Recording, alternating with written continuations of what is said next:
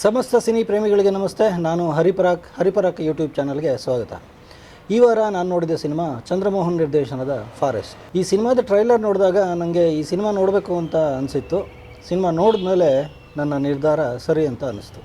ಸಾಮಾನ್ಯವಾಗಿ ಸ್ಟಾರ್ಗಳು ಇಲ್ಲದೆ ಇದ್ದಾಗ ನಿರ್ದೇಶಕರು ಸಿನಿಮಾ ಮಾಡುವಾಗ ಸ್ವಲ್ಪ ಸೇಫ್ ಅನಿಸುವಂಥ ಸಬ್ಜೆಕ್ಟ್ ತಗೋತಾರೆ.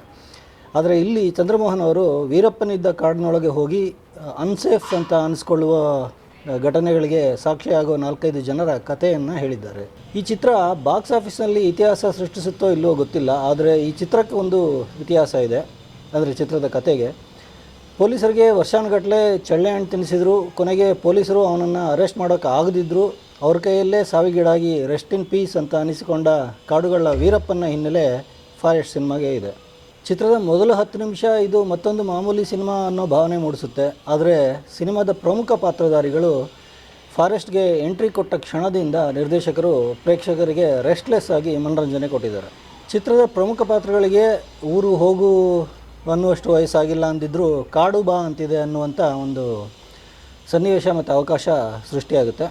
ಕಡು ಬಡವರನ್ನು ಕಾಡು ಶ್ರೀಮಂತರಾಗಿ ಮಾಡುತ್ತೆ ಅನ್ನೋ ಆಸೆ, ಅವರೆಲ್ಲ ಬಂಗಾರದ ಮೇಲಿನ ಆಸೆಯಿಂದ ತಮಗೆ ಸಿಗೋ ಗೋಲ್ಡನ್ ಆಪರ್ಚುನಿಟಿನ ಬಳಸ್ಕೊಂಡು ಅದೃಷ್ಟ ಪರೀಕ್ಷೆಗೆ ಜಂಗಲ್ಗೆ ಇಳಿಯುವ ಕಥೆ ಒಂಥರ ಜಂಗ್ಲಿ ರಮ್ಮಿ ಥರ ಅಂತ ಹೇಳ್ಬೋದು.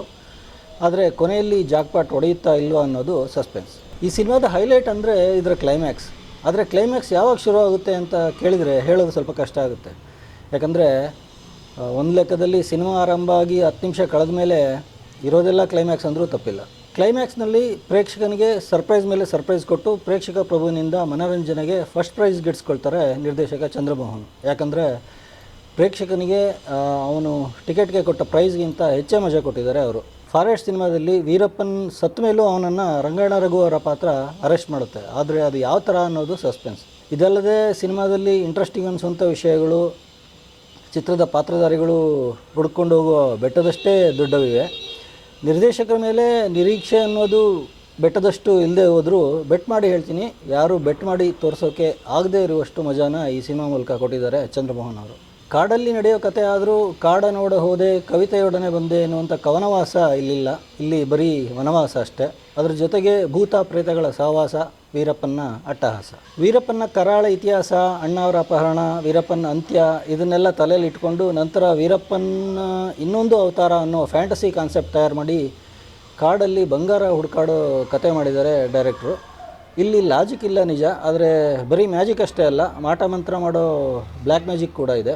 ವಿಶೇಷ ಅಂದರೆ ಚಿತ್ರಕಥೆ ಸಂಭಾಷಣೆಯಲ್ಲಿ ದೆವ್ವ ಓಡಿಸೋ ವಿಷಯದಲ್ಲಿ ರೈಟರ್ಸು ಸಾಕಷ್ಟು ತಲೆ ಓಡಿಸಿದ್ದಾರೆ. ಜೊತೆಗೆ ವೀರಪ್ಪನಿಂದ ತೊಂದರೆಗೊಳಗಾದ ಪೊಲೀಸರು ಮತ್ತು ಅವನ ಕೆಲವು ಶತ್ರುಗಳು ಮತ್ತು ಅವನಿಂದ ಹತ್ಯೆಯಾದ ಆನೆಗಳು ಕೂಡ ಕ್ಲೈಮ್ಯಾಕ್ಸ್ನ ಅಚ್ಚರಿಯ ಭಾಗವಾಗಿದೆ. ಚಿತ್ರದಲ್ಲಿ ನಿರ್ದೇಶಕರ ಥಾಟ್ ಪ್ರೋಸೆಸ್ ಮತ್ತು ಚಿತ್ರದ ಬರವಣಿಗೆ ಗಮನ ಸೆಳೆಯುತ್ತೆ. ಚಿಕ್ಕಣ್ಣ ಅವರ ಪಾತ್ರದ ಕಲ್ಪನೆಯಿಂದ ಸಿನಿಮಾದ ಸಂಭಾಷಣೆಗೆ ಕಿಕ್ ಸಿಕ್ಕಿದೆ. ಅವರ ಕಿವಿ ಕೇಳಲ್ಲ ಅನ್ನೋದನ್ನು ಮನಸ್ಸಲ್ಲಿ ಇಟ್ಕೊಂಡು ಬರೆದ ಕಿವಿಗೊಟ್ಟು ಕೇಳುವಂಥ ಡೈಲಾಗ್ಗಳು ಸಿನಿಮಾದಲ್ಲಿವೆ. ಆದರೆ ಕಿವಿ ಮುಚ್ಕೊಳ್ಳಿ ಅನ್ನುವಂಥ ಡಬಲ್ ಮೀನಿಂಗ್ ಅಶ್ಲೀಲ ಸಂಭಾಷಣೆಗೆ ಇಲ್ಲಿ ಜಾಗ ಇಲ್ಲ. ರಂಗಣ್ಣ ರಘು, ಚಿಕ್ಕಣ್ಣ, ಗುರುನಂದನ್, ಅನೀಶ್, ಅರ್ಚನಾ ಕೊಟ್ಟಿಗೆ ಈ 5 ಜನ ಪಂಚಪಾಂಡವರಂತೆ ವನವಾಸ ಅನುಭವಿಸಿದರೂ ಪ್ರೇಕ್ಷಕ ಕಾಡಿನಲ್ಲಿ ಕಳೆದು ಹೋಗುವಂಥ ಅಭಿನಯ ನೀಡಿದ್ದಾರೆ.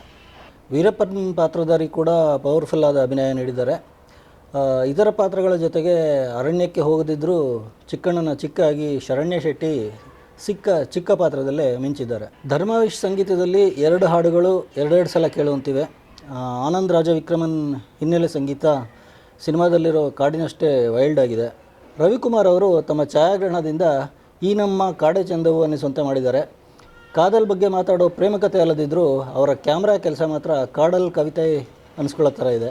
ಇನ್ನು ರವಿವರ್ಮಾ ಅವರ ಸಾಹಸಕ್ಕೆ ಗ್ರಾಫಿಕ್ಸ್ ಮತ್ತು VFX ಅಚ್ಚುಕಟ್ಟಾಗಿ ಕೈ ಹಿಡಿದಿದೆ. ಒಟ್ಟಾರೆ ಹೇಳೋದಾದರೆ ಕಾಡಿನಲ್ಲಿ ನಡೆಯುವ ಘಟನೆಗಳ ಸರಮಾಲೆ ಆಗಿರುವ ಫಾರೆಸ್ಟ್ ಅನ್ನೋ ಈ ಸಿನಿಮಾ ಚಂದ್ರಮೋಹನ್ ಅವರು ಮಾಡಿರುವ ಕಾಡು ಸಿನಿಮಾ ಅಂತ ಖಂಡಿತ ಹೇಳ್ಬೋದು.